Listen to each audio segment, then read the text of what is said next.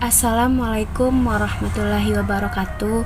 Perkenalkan, nama saya Bunga Mutiara Belinda dengan NIM 2101614 dari Prodi Pendidikan Bahasa dan Sastra Indonesia, Departemen Bahasa dan Sastra Indonesia dan Daerah, Fakultas Bahasa dan Seni Universitas Negeri Padang. Di sini saya akan berpidato mengenai efektivitas kuliah daring di masa pandemi dengan tujuan untuk memenuhi tugas mata kuliah retorika dengan dosen pengampu Dr. Andra Ermawati Arif, MPD. Bismillahirrahmanirrahim. Assalamualaikum warahmatullahi wabarakatuh. Yang terhormat Bapak Rektor Universitas Negeri Padang, yang terhormat Dekan Universitas Negeri Padang, yang terhormat dosen-dosen dan teman-teman yang saya cintai. Pertama-tama, marilah kita panjatkan puji syukur kehadirat Allah Subhanahu wa Ta'ala yang telah melimpahkan karunia-Nya kepada kita semua. Berkat ridha-Nya kita masih bisa berkumpul dalam keadaan sehat walafiat di pagi yang cerah ini. Perkenalkan, saya Bunga Mutiara Belinda selaku mahasiswa di Universitas Negeri Padang, Fakultas Bahasa dan Seni, Prodi Pendidikan Bahasa dan Sastra Indonesia. Dalam kesempatan berbahagia ini, saya menjadi perwakilan dari Fakultas Bahasa dan Seni untuk berpidato pada pertemuan mahasiswa tingkat nasional dalam rangka membahas efektivitas kuliah daring di masa pandemi. Baiklah, perkenankan saya di sini untuk menyampaikan pidato dengan topik kuliah daring di masa pandemi. COVID-19 adalah penyakit menular yang disebabkan oleh jenis coronavirus yang baru ditemukan. Virus corona ini bisa menyebabkan gangguan ringan pada sistem pernafasan, infeksi paru-paru yang berat hingga kematian. Coronavirus atau COVID-19 pertama kali ditemukan di kota Wuhan, Cina pada akhir Desember 2019. Hanya dalam waktu beberapa bulan saja, virus ini menular sangat cepat dan telah menyebar hampir ke semua negara, termasuk Indonesia. Sehingga WHO pada tanggal 11 Maret 2020 menetapkan wabah ini sebagai pandemi global. Hal tersebut membuat beberapa negara menetapkan kebijakan untuk memperlakukan lockdown dalam rangka mencegah penyebaran virus corona. Di Indonesia sendiri diberlakukan kebijakan pembatasan sosial berskala besar atau PSBB untuk menekan penyebaran virus ini. Karena Indonesia sedang melakukan PSBB, maka semua kegiatan yang dilakukan di luar rumah harus dihentikan sampai masa pandemi ini bereda.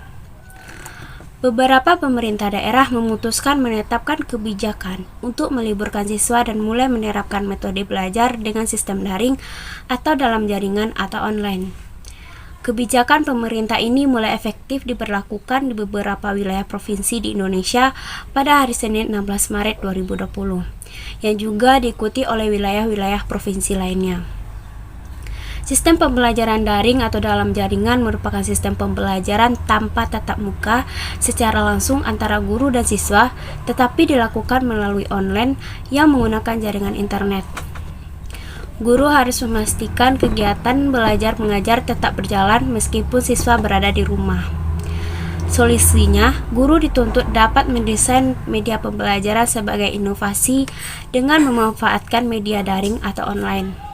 Hal ini sesuai dengan Menteri Pendidikan dan Kebudayaan Republik Indonesia terkait Surat Edaran Nomor 4 Tahun 2020 tentang pelaksanaan kebijakan pendidikan dalam masa darurat penyebaran corona atau COVID-19. Sistem pembelajaran dilakukan melalui perangkat personal komputer atau PC atau laptop yang terhubung dengan koneksi jaringan internet. Guru dapat melakukan pembelajaran bersama di waktu yang sama menggunakan grup di sosial media seperti WhatsApp, Telegram, Instagram, aplikasi Zoom atau media lainnya sebagai media pembelajaran. Dengan demikian, guru dapat memastikan siswa mengikuti pembelajaran dalam waktu yang bersamaan meskipun di tempat yang berbeda. Dilihat dari kejadian sekitar yang terjadi, baik siswa maupun orang tua siswa yang tidak memiliki handphone untuk menunjang kegiatan pembelajaran daring ini merasa kebingungan, sehingga pihak sekolah ikut mencari solusi untuk mengantisipasi hal tersebut. Beberapa siswa yang tidak memiliki handphone melakukan pembelajaran secara berkelompok sehingga mereka melakukan aktivitas pembelajaran pun bersama, mulai belajar melalui video call yang dihubungkan dengan guru yang bersangkutan, diberi pertanyaan satu persatu, hingga mengabsen melalui voice note yang tersedia di WhatsApp. Materi-materinya pun diberikan dalam bentuk video yang berdurasi kurang dari 2 menit. Permasalahan yang terjadi bukan hanya terdapat pada sistem media pembelajaran, akan tetapi ketersediaan kuota yang membutuhkan biaya cukup tinggi. Harganya bagi siswa dan guru guna memfasilitasi kebutuhan pembelajaran daring. Kuota yang dibeli untuk kebutuhan internet menjadi melonjak dan banyak di antara orang tua siswa yang tidak siap untuk menambah anggaran dalam menyediakan jaringan internet. Hal ini pun menjadi permasalahan yang sangat penting bagi siswa. Jam berapa mereka harus belajar dan bagaimana data atau kuota yang mereka miliki. Sedangkan orang tua mereka yang berpenghasilan rendah atau dari kalangan menengah ke bawah, hingga akhirnya hal ini seperti dibebankan kepada orang tua siswa yang ingin anaknya tetap mengikuti pembelajaran daring. Pembelajaran daring tidak bisa lepas dari jaringan internet. Koneksi jaringan internet menjadi salah satu kendala yang dihadapi siswa yang tempat tinggalnya sulit untuk mengakses internet. Apalagi siswa tersebut tempat tinggalnya di daerah pedesaan, terpencil dan tertinggal. Kalaupun ada yang menggunakan jaringan seluler, terkadang jaringan tidak stabil karena letak geografis yang masih jauh dari jangkauan sinyal seluler. Hal ini juga menjadi permasalahan yang banyak terjadi pada siswa mengikuti pembelajaran daring sehingga kurang opsional pelaksanaannya. Perlu disadari bahwa ketidaksiapan guru dan siswa terhadap pembelajaran daring juga menjadi masalah. Perpindahan sistem belajar konvensional ke sistem daring sangat mendadak tanpa persiapan yang matang. Tetapi semua ini harus tetap dilaksanakan agar proses pembelajaran dapat berjalan lancar dan siswa aktif mengikuti walaupun dalam kondisi pandemi COVID-19. Kegagapan pembelajaran daring memang tampak terlihat di hadapan kita. Komponen-komponen yang sangat penting dari proses pembelajaran daring perlu ditingkatkan dan diperbaiki. Pertama dan terpenting adalah jaringan internet yang stabil dan sosialisasi daring yang bersifat efisien, efektif, kontinu, dan integratif kepada seluruh stakeholder pendidikan. Solusi atas permasalahan ini adalah pemerintah harus memberikan kebijakan dengan membuka gratis layanan aplikasi daring bekerjasama dengan provider internet atau aplikasi untuk membantu proses pembelajaran daring ini. Pemerintah juga harus mempersiapkan kurikulum dan silabus pembelajaran berbasis daring. Bagi sekolah-sekolah perlu untuk melakukan bimbingan teknik online proses pembelajaran daring dan melakukan sosialisasi kepada orang tua dan siswa melalui media cetak dan media sosial tentang cara pelaksanaan pembelajaran daring. Kaitannya dengan peran dan tugasnya. Dalam proses pembelajaran daring, penting untuk ditambahkan pesan-pesan edukatif kepada orang tua dan peserta didik tentang wabah pandemi COVID-19. Dengan demikian, kita dapati pembelajaran yang sama dengan tatap muka berbasis online. Efeknya sangat bagus, programnya tepat sasaran dan capaiannya pembelajarannya tercapai. Beberapa guru di sekolah mengaku jika pembelajaran daring ini tidak seefektif kegiatan pembelajaran konvensional atau tatap muka, karena beberapa materi harus dijelaskan secara langsung dan lebih lengkap. Selain itu, materi yang disampaikan secara daring belum tentu bisa dipahami oleh semua siswa. Berdasarkan pengalaman mengajar secara daring, sistem ini hanya efektif untuk memberi penugasan dan kemungkinan hasil pengerjaan tugas-tugas ini diberikan ketika siswa akan masuk, sehingga kemungkinan akan menumpuk. Mengamati pengalaman dari beberapa guru tersebut, maka guru juga harus siap menggunakan teknologi sesuai dengan perkembangan zaman.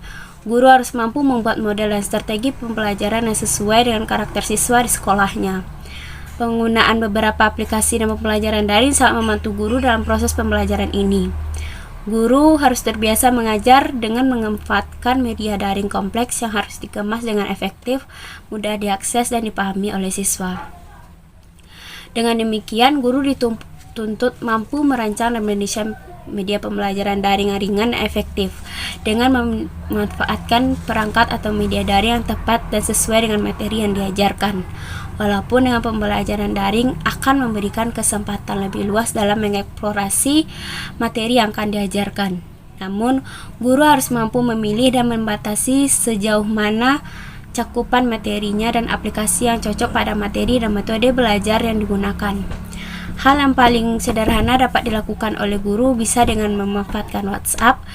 Aplikasi WhatsApp cocok digunakan bagi pelajar daring pemula karena pengoperasiannya sangat simpel dan mudah diakses siswa, sehingga bagi pelajar online yang mempunyai semangat yang lebih bisa meningkatkan kemampuannya dengan menggunakan berbagai aplikasi pembelajaran daring. Namun sekali lagi, pilihlah aplikasi yang sesuai dengan kebutuhan guru dan siswa itu sendiri.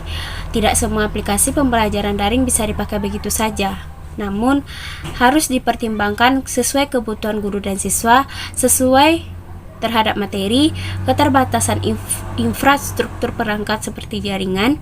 Sangat tidak efektif jika guru mengajar dengan menggunakan aplikasi Zoom Meeting, namun jaringan atau sinyal di wilayah siswa tersebut tinggal tidaklah bagus.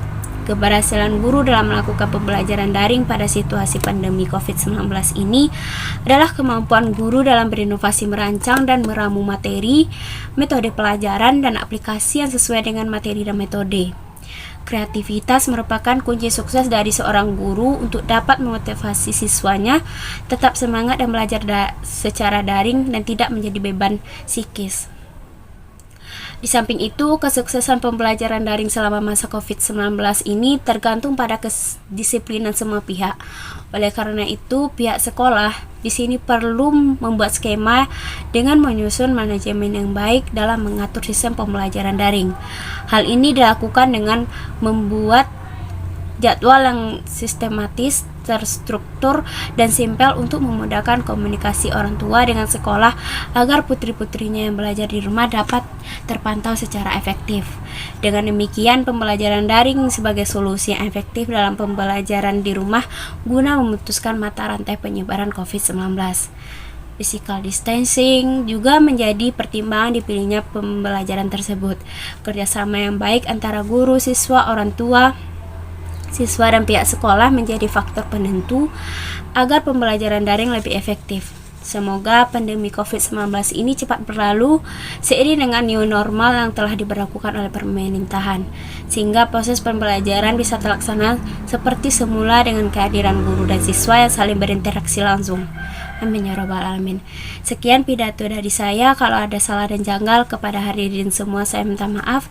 Saya sudahi dengan Assalamualaikum warahmatullahi wabarakatuh.